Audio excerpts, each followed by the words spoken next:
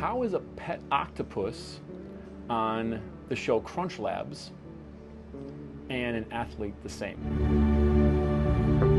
Follow me on this one. My daughters are fans of Mark Rober's Crunch Lab show, and if I'm being honest, I get sucked into it too. Well, recently they were watching an episode on his pet octopus sashimi and found out that these octopi that you purchase from pet stores are actually caught in the wild. And so he wanted to release his pet octopus back into the wild.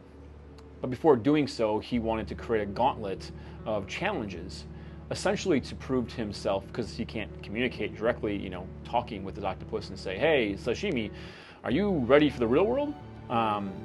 He created this series of this gauntlet of mazes and challenges to essentially prove to himself, to feel confident that, hey, I can put my pet octopus back into the wild and it will survive.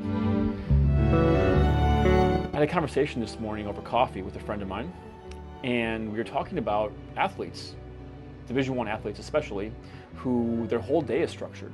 And everything is kind of laid out for them, planned out for them, without a whole lot of decisions that they have to make to get to a performance where they are in front of a crowd, they're performing, they're doing something in their sport.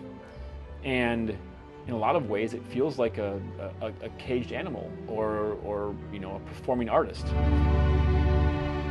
But when that performing artist is done with school, in this case,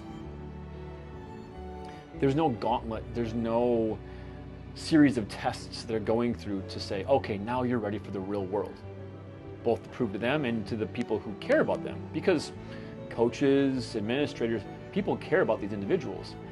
And yet, every year, there are hundreds, potentially thousands, depending on the school size and athletic culture, that are going into the real world, not having gone through anything to really prepare them for the loss of structure, the need for decision making, and essentially being thrown into the real world. I mean, it's the case for many people, but certainly when you function at a very, very high level for a long time, and especially through those really formative collegiate years where, a lot of us really learn to be an adult, for better or worse, and they don't get the opportunity for that, but they're expected now at age 22, 23, whatever, to just do that.